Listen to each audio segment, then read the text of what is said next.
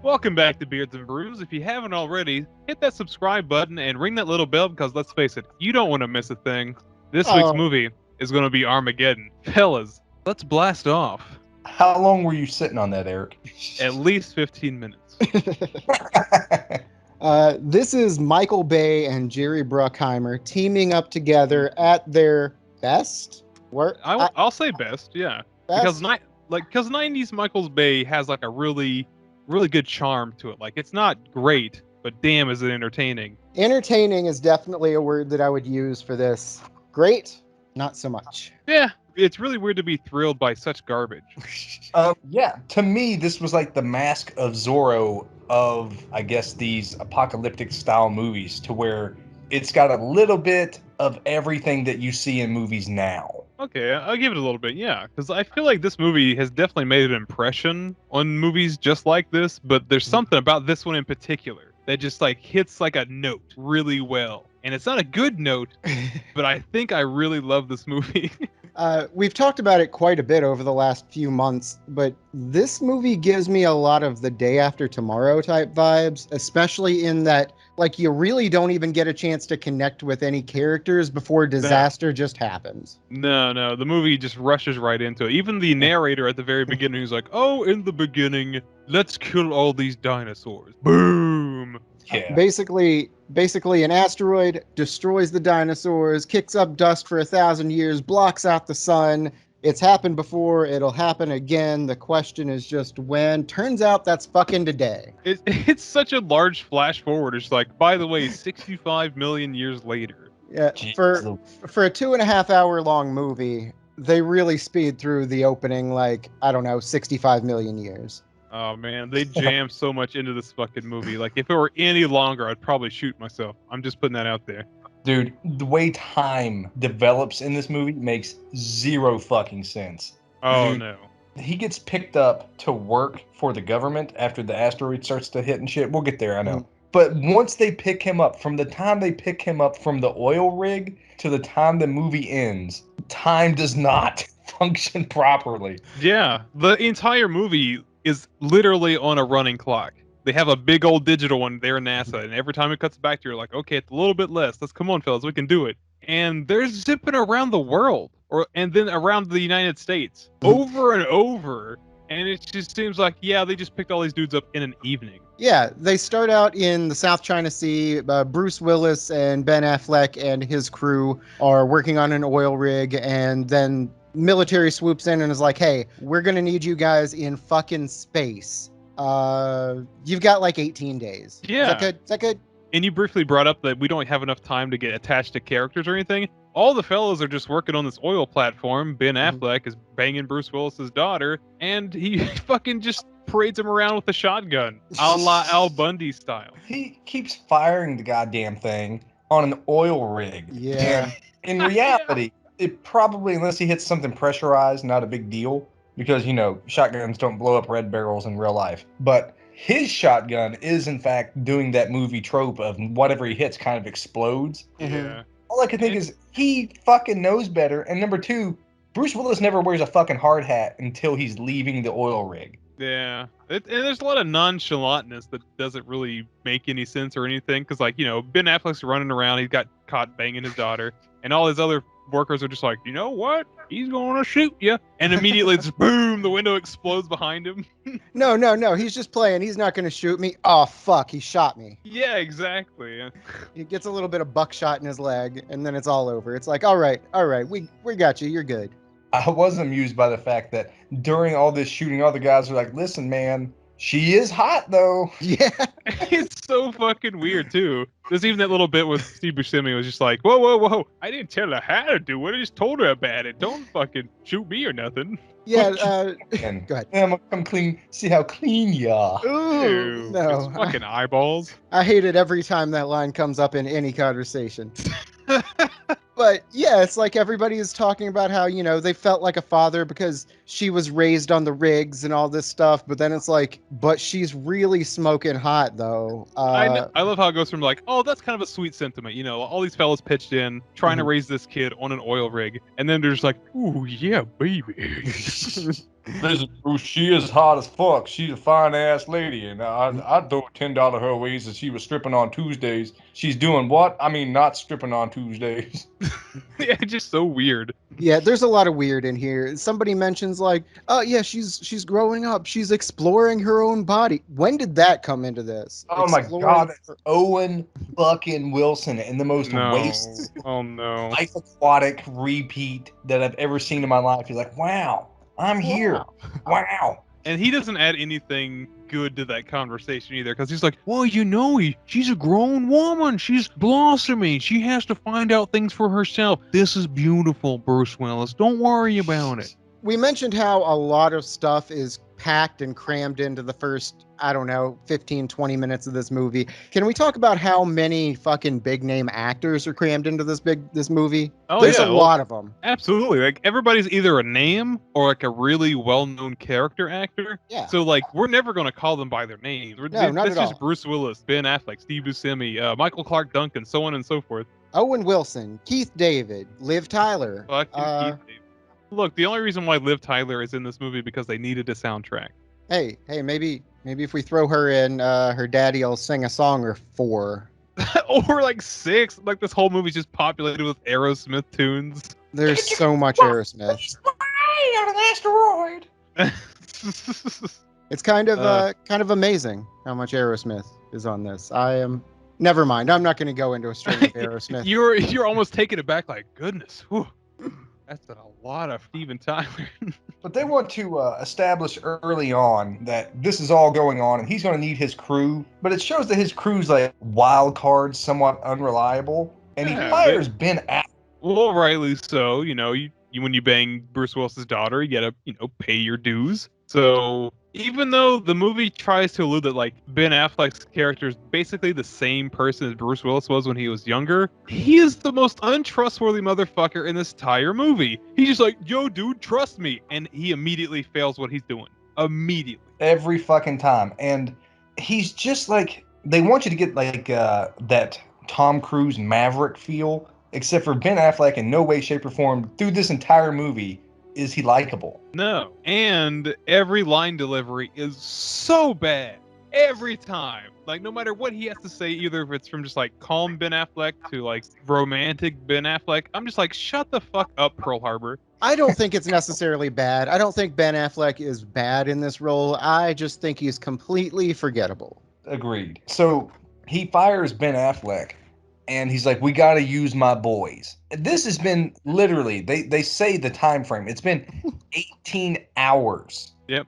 And somehow his entire crew in that 18 hours has scattered across the U.S. It's like they're all back home from the South China Sea and like they've been there for days. I don't know, but you're absolutely right. It's like we got to go pick up Michael Clark Duncan from Louisiana. Got to go pick up the fat guy from Texas or wherever he is.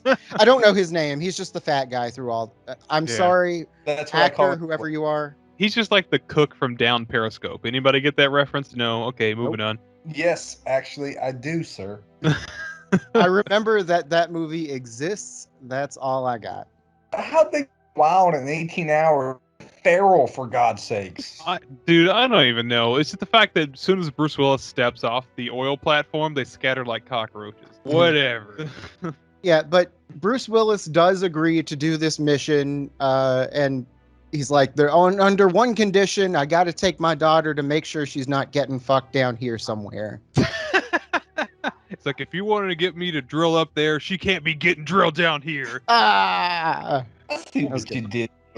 On that note, by the way, all the NASA team officials, at least the smart fellows, helmed by Billy Bob Thornton and his intelligent right-hand man who played the Draco Malfoy's dad from Harry Potter movies, whatever. Their big plan is like, listen, we can't go up and nuke this thing because it'll turn one big scary object into many scary objects. So what we're going to do, we're going to fly some plebs up there, we're going to drill right in the middle and blow the shit out of it from inside, split it in two, save the day.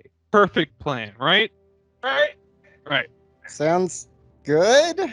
I just had to rattle off that plot real fast because the movie is going to go into maximum overdrive here shortly. Yeah, no, you're not wrong. Like, we understand the plot of the whole movie in 20 minutes of actual moving along within the film, and then the rest of it is just doing that. Just doing that, yeah, just like Yeah. just feed you shit all the time. Yeah. There's so much fucking padding in this movie. Like, There's a little bit, yeah, but like I don't little know bit. what I don't know what I would cut out, to be honest. Like I do. it's just the way it's layered like an onion. It's so fast paced. Like I'm just like, oh, okay.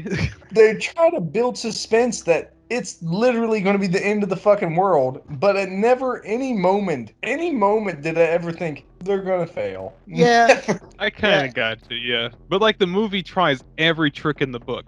Every trick in the book. It's almost like Murphy's Law. Sometimes like everything that can go wrong does go wrong. Mm-hmm. He's like, you got my drill? That don't work, right? You're going to put it on that fucking space vehicle that we've never seen before in our lives? I'm going to tear it apart with my boys. The shit that Bruce Willis gave Billy Bob Thornton constantly in the movie. I'm like, listen, we're all here on the same page, and he's just like barking at him, like, you stole my fucking drill, you got it backwards, and these fucking nerds are trying to run it. Are you burning up trannies? I fucking knew it, stupid ass NASA. Fucking nerd.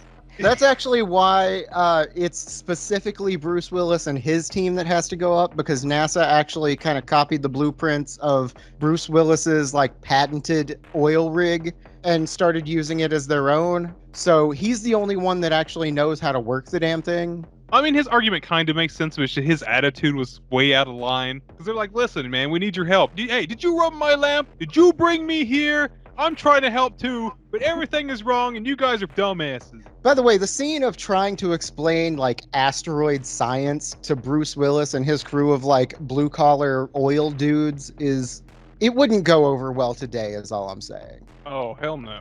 Not at all. Like, I'm so glad we have regular man Owen Wilson to ask all the important questions while they're at the table. And we've got regular man fucking genius Steve Buscemi, too. They had to have a genius for this movie, and they chose Steve Buscemi. He's got an eye for it. I'm so smart and quirky that it's weird. Maybe I do touch young girls. How old are you again? 3 times the movie's like, wait a minute, is he a pedophile? No, it's okay. He's got the gang all rounded up. It's the dumbest shit because it's like, I want the A team to meet the B team. And you get the fucking astronaut / soldier boys over there. And they're standing there like they're in some goddamn choir with their arms all crossed up. Like, the best of the best of the best, sir. Yeah. And then you got the next like spitting on the floor going, I don't like your fancy stuff. This was the first time that I'd seen this, if I hadn't made that clear before. And I'll tell you, at this point in the movie, I wrote down in my notes, this shit is way more goofy than I expected it to be. This shit is goofy. Yeah. It's the best kind of goofy, too. Like, there's always this dichotomy. The higher-ups at NASA are like, oh, that's real unorthodox of you. And then you just have Michael Clark Duncan pulling down his underpants in the middle of, like, a routine session, flexing his muscles in front of everybody. Like, this is a serious event that's about to happen. Life as we know it, the human race, civilization is probably going to end in, like, 2 weeks. And, these guys are like, yeah, I got some parking tickets I want wiped out. I really want to know who killed Kennedy. Also, we're not paying any taxes ever if we do get back from this. So okay, that's our demands. Okay, does this movie sound like it's written by a 12-year-old? Yes, but I do the same thing. I want to know if they're aliens and where they are. They could be like moles. They could be deep underground. Oh, no, you just got to drill for them. If there's the aliens, even if they are the mole people, shouldn't they be helping? Instead, we got like some X-71 Wile E. Coyote rocket bullshit going on. And Owen Wilson, his big defining moment is they always cut to him so he can say some stupid shit like, no, it's like, okay, so you're just saying the scariest environment imaginable. That's all you gotta say, the scariest environment imaginable. Just shut the fuck up. Yeah, like his entire role is just to be Owen Wilson. That's it. Period. Yeah. Because like even the layman's terms, like the plot and whatever, Billy Bob Thornton does like a really good job. He's like, listen, don't make fun of me. I know this model's not up to scale. Whatever. These are toys. And he goes through like the whole motion and everything. And then Owen Wilson's just like, wow, that's scary, right? Yeah, scary. I think on that note, they kind of over laymanize a lot of this because in this movie, science just does not fucking exist in any capacity. But wait, what? Oh, hey, you thinking over there? You're fucking using your brain? Get the fuck out of here, okay? We're going to the fucking asteroid. Listen, Yep. you can go ahead and stop in your fucking brain. Go over there in this secure goddamn hangar and fucking one of the rocket boosters. Fucking Bruce Willis over there being a voyeur about it, just like hanging out, just like, huh. It's He- kind of creepy. He had that look like, you know what? The boys are right. She is kind of smoking. My daughter is absolutely a smoke show. Smoke show. Yeah. Fuck Uh, the goddamn wedding ring, and she's like, "Of course. What's the harm in saying yes? Because we're gonna get smashed by an asteroid tomorrow." And fuck it. It's not the only thing you're gonna get smashed by tomorrow. I lost my shit whenever like it does the hard cut from the rocket booster sex to a fucking meteor smashing into Paris and wiping it off the face of the planet. I mean, nothing of value lost. Oh no, my croissants! We surrender. I thought it was a little funny that, like, you know, the world had already kind of known, like, the word got out by now, and they hard cut to Paris, and there were already people just, like, rocking everybody's shit, just, like, tearing up the streets and pushing over cars and whatever. And then they look up in the sky and like, oh no! But I do think it's a little bit too convenient that the only places that they show getting directly hit by these little asteroids are Paris, like 50 yards from the Eiffel Tower, and New York City, like right downtown Manhattan. And also Southeast Asia, and you can tell by all the little takeout boxes. I think that was just Chinatown. But man, New York has the worst movie luck, don't they? Yeah, like, you know, if there's an alien invasion, you can definitely bet money on, like, New York or LA. Yeah, fact. So all this is happening while the boys are at space camp, and fucking AJ's having this power trip underwater. He's like, no, the drill can take it. The machine's just playing it safe. And he's like, God damn it, AJ, you're a fucking failure. Yeah, like, everybody was like, listen, man, go easy on it. We're here to learn a little bit while we have time. He's just like, I got it. It's Damn so it, AJ. fucking ridiculous. You're gonna blow a tranny. And, like, Bruce Willis had that look like, all right, I'm gonna go out there with my shotgun. Again. But that's why they have that fucking American flag billowing in the background. Man, like, every shot they could sneak it in there, there's always somebody standing in front of a flag like it's fucking Patton. Like, why? But now he's like, my boys need one day off. This is the last day that they're ever gonna get. And idiocracy ensues. Like, Basically. everyone's doing dumb shit except for the cheesy little love moment with the song starring Ben Affleck doing Steve Irwin Animal Crackers on The Live High. animal crackers. Come the Yeah, fuck on. But no, the what's his name? Will Patton, the sheriff Yeah. from Fourth Kind. No, he goes back and is like, hey, I know you have a son that is actually mine. Maybe you should tell him that I'm his father before I go up into space and probably never come down. And she's just like, I don't think so. Probably Yeah. not. We'll see. and that's the closest the movie gets to pulling any heartstrings, because I felt bad for the fella. Like, I Mhm. get it. He works on an oil rig. He's got a gambling problem. But, like, to straight up tell the kid, like, oh, no, that's a salesman. Get back in the house. And the Mhm. guy's just, like, trying not to lose it. I was like, oh, man, that's fucked. And even later on, when, like, she finally, like, admits to it, I'm just like, what a fucking bitch. Like, oh, Yeah. now he's a hero. Now he's okay. That's not a salesman. That's your Astro Daddy. That's not a knife. That's your dad. Wait, what? No, that doesn't work. Dude, so Tucker time in the shuttle was 110% just felt like Con Air. And, like, after that little sappy moment or whatever, we catch up to the other fellas. Like, they blew all this money on all these whores and whatnot, and they're getting arrested. And they're like, oh, we're astronauts. You can't arrest us. We're going to have you fired by this morning. Ah, whatever. And then, like, Billy Bob Thornton's like, hey, everyone's being arrested. We got to go get them again. They're just having a night being rascals. Speaking of a bunch of white rascals, this is White Rascal, a Belgian-style white ale, 5.6% alcohol by volume. It's a wheat beer with coriander and some orange peel. You do get a good bit of that orange peel. I don't get a whole lot of coriander, but a lot of the time coriander is kind of hard for me to detect anyway. It's not super spicy.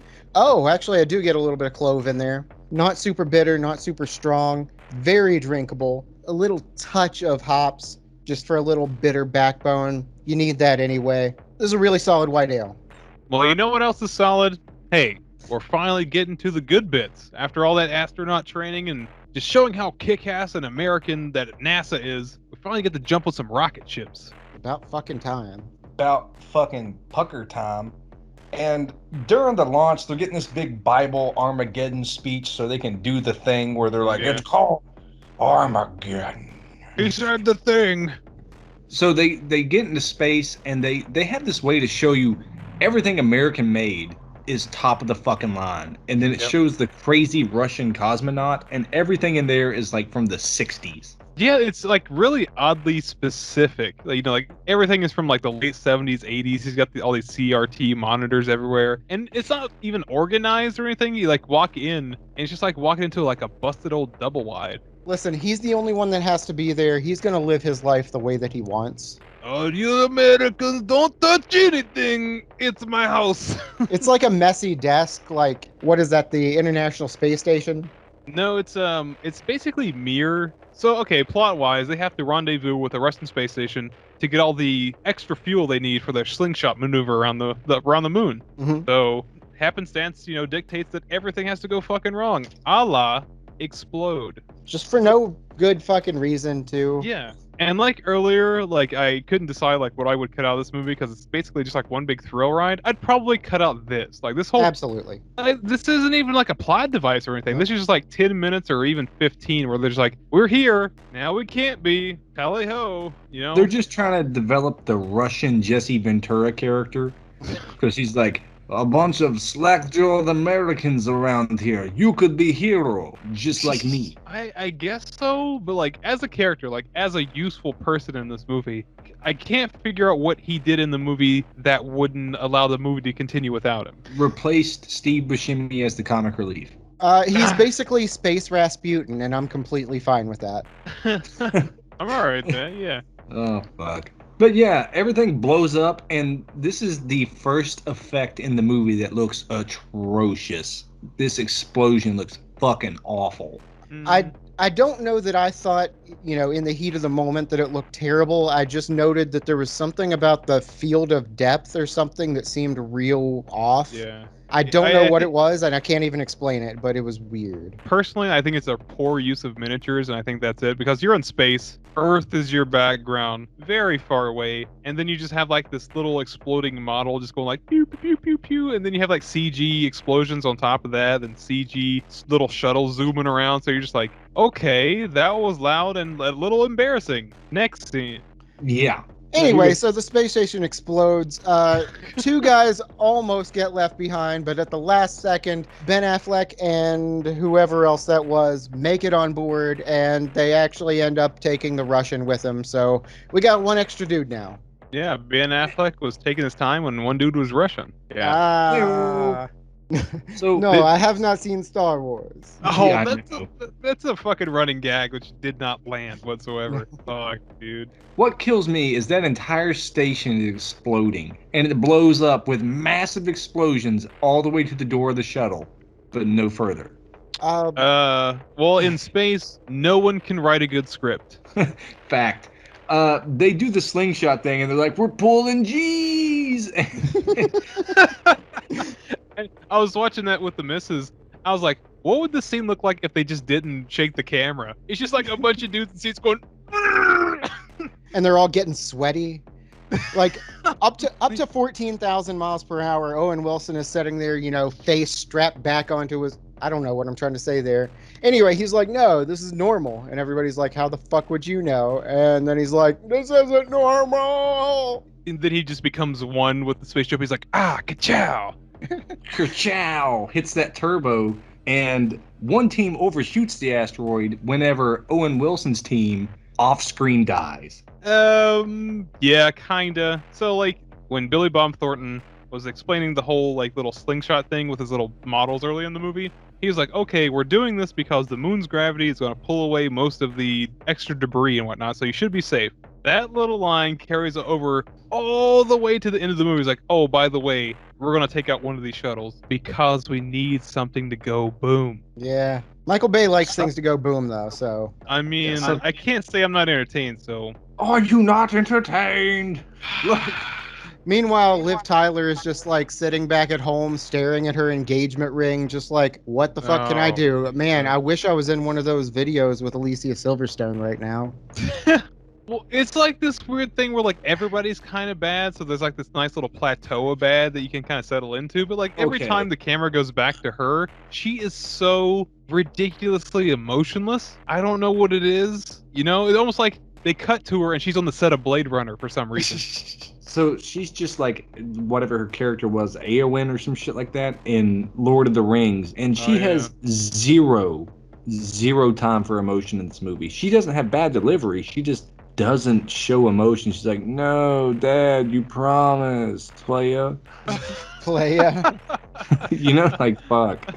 No, like, I don't think anyone, as far as acting goes, I don't think that anyone delivers a bad performance or an explicitly bad performance in the whole movie. Bruce Willis No does. no one really knocks it out of the park aside from, I'm going to say, Billy Bob Thornton was really good. He's good, and I'm gonna hand a candle to Keith David because he's just Keith David, and he's just a Yeah. blast. No, Michael Clark Duncan too. He's a fucking blast too. Like every Yeah, time he's on absolutely. scene, I'm just like, fuck yeah, man, he's having a good time. Okay, you can honestly say in this movie the supporting characters are the most fun because they only cut to them when they're doing something goofy. Bruce Okay. Willis, who is one of my favorite actors, just because of his movies, not really because of his performances. In this film, in particular, he is so fucking dry. He's like Die Hard light. It's really bad.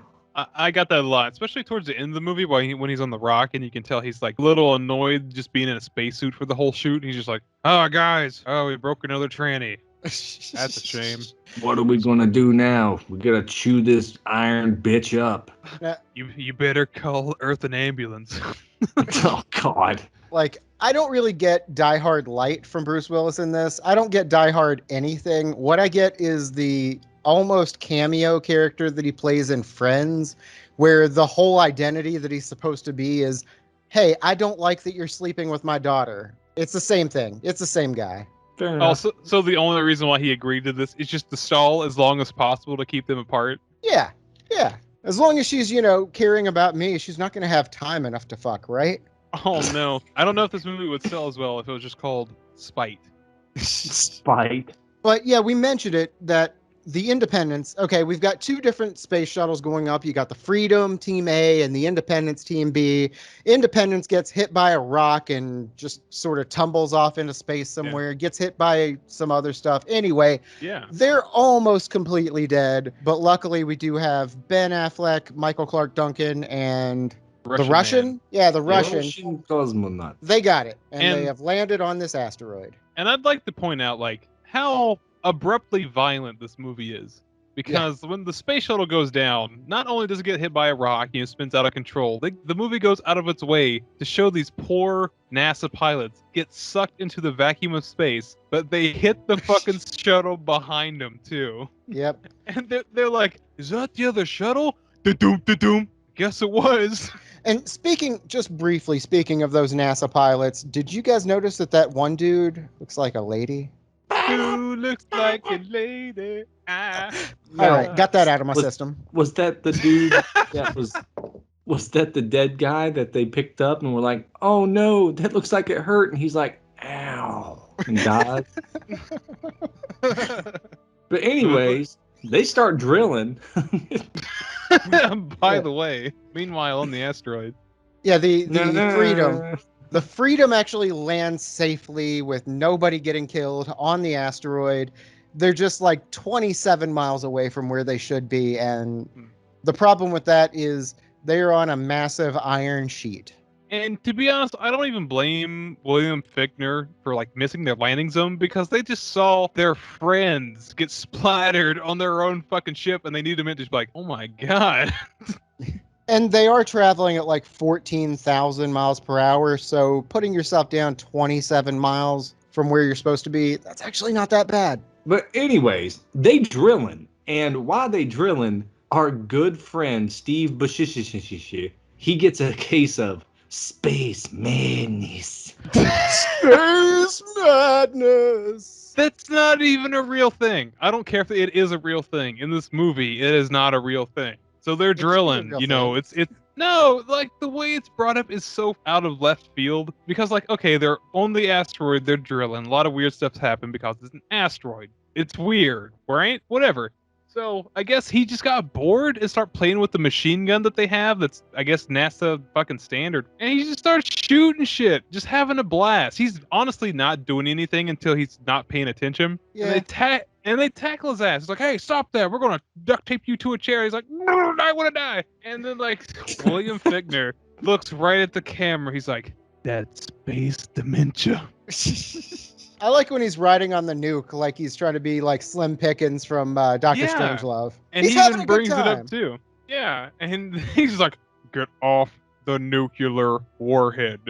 No one should be having a good time up here. We're supposed to be dying.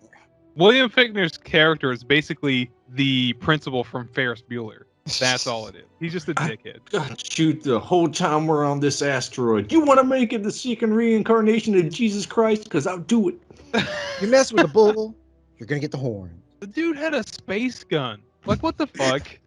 I love that even Bruce Willis goes, why you got a gun in space? Yeah, no kidding. And it's like in a locker, just randomly around with like a little top secret tag on, like, hey, don't open this. It's NASA property. You know, like whatever. Like anybody could have found that fucking thing. So the reason he has a space gun is because they were supposed to be digging to like 200 feet by this point, and they've hit like 57 feet deep. Mhm. And NASA's like, yo, bro, we're going to remote detonate. And Bruce Willis don't like that. And Like- I will say this, for William Fichtner's character to be an astronaut, to be the team leader, he is the least confident person on that asteroid. Like, I really should have seen like his character stepping up to be like, no, we can do this because I am the creme de la creme. Instead, he's like, we can't, we're failures, we'll never do it. And Bruce Willis is like, we're a bunch of fucking roughnecks and we're gonna get the job. I swear, I've never missed a depth. Baby girl, I love you, peace out. And the cameras shut off, and they're like, what are we going to do? We're hitting And- that cervix. But like, what kind of contingency plan is to turn this to like a intergalactic Jonestown? You know, just like fucking off everybody, then off yourself. Well, we did it, boys. Ship shape. Oh, the Mission intergalactic Jonestown. Accomplished. But yeah, guess what? They start digging, and there's a what is it? A blowout, and the fucking fat dude's like, No. "Woogity woo!" It's No, a we gas got- pocket. It might be a gas pocket on script, but we got a case of Yes. Yeah, so he just gets like farted away. Oh man, the movie's trying real hard to make you feel bad, and I kind of did because he's a pretty lovable character. You know, you see him getting like the mama tattoo and whatever, and it's just one of those things where like he had every opportunity to stop this, and he's still drilling away, and they're like, "Cut it down, shut it off, you're gonna die." He's just like, I don't even know how to put on my helmet and get out of this thing. Oh my god! And the Yeah. music that they play for his death is so off key. It's like that fucking Jurassic Park flute Yes. that people fucking make fun of. It's almost like when you play a record and you just kind of like pinch the side to slow it down every little bit. It's just like so wonky or whatever. And the movie takes this opportunity, this sad opportunity, to kind of humanize the situation for whatever fucking reason. Bruce Willis is just like stumbling around all distraught, and he falls to his knees like, better fucking call NASA. Got some bad news for the Earth. But like this is supposed to be like such a I mean, you mentioned the music, it's slowed down and swelling.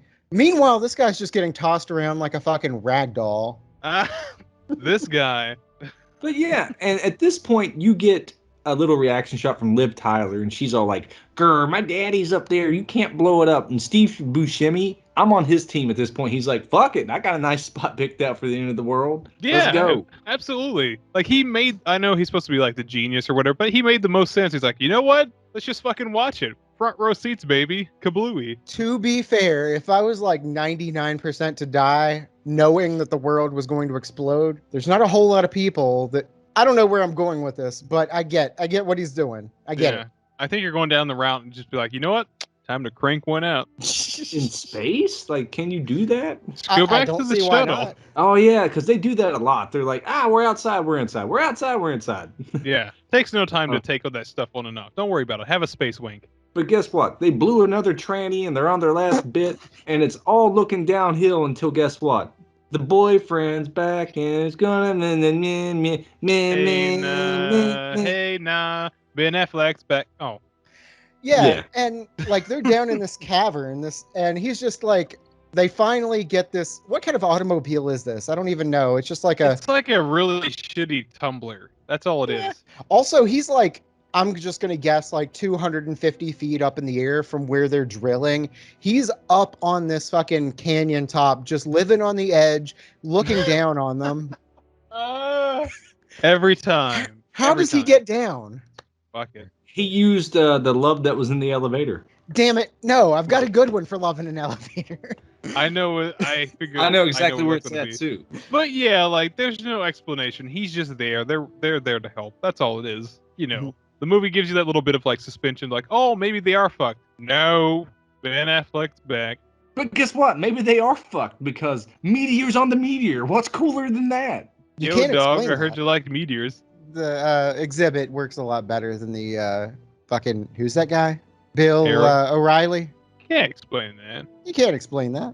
It's so almost Indiana Jonesy how they do this. They're just throwing big ass rocks rolling everywhere, and they're just like, "Oh, we're acting. Jump to the left. Jump to the right. Oh, now we're on the ground. Don't get up because we'll get smashed again." And in this hullabaloo, the movie goes out of its way to expend its most useless character, like this fucking Joe Blow, who is introduced, never seen from again, and is immediately killed right at the end. His name was Gruber's Gruber. dead. Yeah, Who? That guy. that was my reaction. My reaction was legitimately Gruber. Who the fuck was Gruber? Oh. Oh no. Anyway, so Ben Affleck's there, so you know he has the technical prowess or whatever to push through, Or whatever. and he gets that 800-foot mark. They get deep enough into that pussy. Mission accomplished, right? There you go. Yep. Except, the nuke can no longer be on a countdown. Someone's got to remote detonate it, so they're going to have to draw straws. We're going to be on the same page about this because Steve Buscemi really wants to die. Like, that's his whole shtick. Like, he's got a front row seat to the end of the world. Just let him fucking do it. And He's the like, movie's no, like, really, guys, I don't mind. I'll stay behind. I don't really have anything to live for. I would love to see this thing happen. Just let me do it. No, we got to Yeah. draw straws. That's just how No. it is. Yeah, it's all superfluous. And Bruce Willis is like, no, we got to play this game. You don't know what it's like to die hard. Ah! Damn. That's a good one. But yeah, they draw some straws, and guess who it is? It's old Benny Boy. Even though Buscemi's like, look, man, I want to die. I just took out a fucking 10K loan. I'm not going to be okay when I get back. This- I 100K. can't- Yeah, I 100 can't pay feet. that back. I took out a loan so I could throw some singles at this stripper named Molly Mouse or something like that, right? I don't know, Tangerine, whatever. She had like a really Oh. like almost copyright infringement name. It's like Molly Mouse or I don't know, Molly something like Ringwald, I don't know. It doesn't matter. None of this matters. none of it matters. But you get this wannabe touching moment where Bruce is like, I'll escort you down, Ben Affleck. He's like, thanks, Papa Bear. Let's go man. down together. So after all that love in the elevator, they end up getting down there. And then Bruce Willis is just like, you know what? Just kidding. I'm going to stay here. Get back up in the elevator. Fucking go, go, go. I'm going to do it. Take care of my daughter. You can fuck her all you want now. Yeah, basically. Like, he pulls his little oxygen tube, throws him back in the elevator, and he's just like looking around the asteroid, just like, huh, this is where it all ends. Can we discuss the fact that the asteroid growls at him and he acknowledges it? And he just like has that look in his eye, that 1,000-yard stare. He's like, huh, come to space, have a few laughs. All right, whatever. So there he is, remote detonator in one hand, dick in the other, and and he's sitting there and he gives you this little tearjerker. I love you, baby. I'm going away. Fucking Ben Affleck's your daddy now. And Russian repairman's over there going, I beat things with a wrench. And the place blows up. The good guys get away. It's a happy ending. This movie wraps up in the worst possible fucking way. It's just so... Yeah, I'm it's- not gonna lie. Like the scene with Ben Affleck talking to his daughter back on Earth, doing like a video conference, all that sweet emotion there, it got me. It got me a little bit. It really did. That's the I love last that. straw. But it's crazy to think that all this happened because Chiquilita told you that the sky was falling. Even if it wasn't, would you still come crawling back again? I bet you would, my friend. Well, you know what's just as egregious? The movie just kind of happens, and then it ends. Like, it's like, Yes. hey, the credits are rolling, but the movie's still kind of going. You're like, wait, what? It ends in the same way that Snakes on a Plane ends. They all land, they all get off, and they're celebrating with their families or whatever. The comic relief gets attacked by a really hot woman. That's about it. They boots on the ground, and it's over. Yeah, basically, they try to be extra sappy with like a wedding scene. And you got like Bruce Willis's picture there. He's like, I still see you fucking my daughter. And like, it just like credits kind of roll over it. And you're just like, okay. I mean, yeah, I guess the day is saved, but all right, cool. Yeah. Cut and dry. Those There guys we are go. heroes, but Steve Buscemi still owes some guy $100,000. If you think you're getting out of that, Steve Buscemi, dream on. Oh. Well, all that aside, Chandler, I think I really like this movie. It is not good. It is nowhere near good. It's like if you try to think outside the box or insert any kind of logic whatsoever, this movie falls apart immediately. But there's something about the rush this movie has. It's just like next thing, and explosions intermittently in between. You're just like, man, wow, just wow. You've got my attention, wow. Good job, Michael Bay. I think this is probably my new favorite Michael Bay movie, but even though The Rock is stellar, there's something about this that definitely just like scratches that itch of just bullshit. It was a very expensive, cheesy movie. Visually, it keeps you looking. There's a couple decent performances, especially noted by Billy Bob Thornton, who is actually really good throughout. In an otherwise flat-acted film, I see how it was a blockbuster, but looking back, I don't see why. Yeah, okay, let me lay this down. There's a lot of things about this movie that are kind of amazing. The special effects, for the most part, are really solid. There are some parts, especially the, as I mentioned, the scene where Bruce Willis is giving his like final words back to Liv Tyler, his daughter, honestly got me crying a little bit. But the lack of science completely throughout the movie, it's kind of crazy to me. But altogether, like, it does end up being pretty enjoyable. The first half of it, not so much, but it comes together in something that I'm not going to deny, pretty good. I don't even have an Aerosmith song title to throw in there. It's pretty good. It's not amazing. It's kind of crazy. It'll have you crying. And Ben Affleck can finally get that pink. Fuck. Well, I'm glad you got back in the saddle with that one. There you have it, folks. Armageddon. If you have any strong feelings about the movie or the show, leave it in the comment section below. Make sure you hit that like and subscribe button. Hit the little bell icon too, so you know next time we get another one he's brewing. Get out there and follow us on all of our different social medias. We got that Facebook, Twitter, Instagram, Reddit. We got on the YouTubes. We're out there on the Anchor app. You don't give us a shot, maybe you'll get space dimension. Start eating the rich. Oh. I'll just eat it on the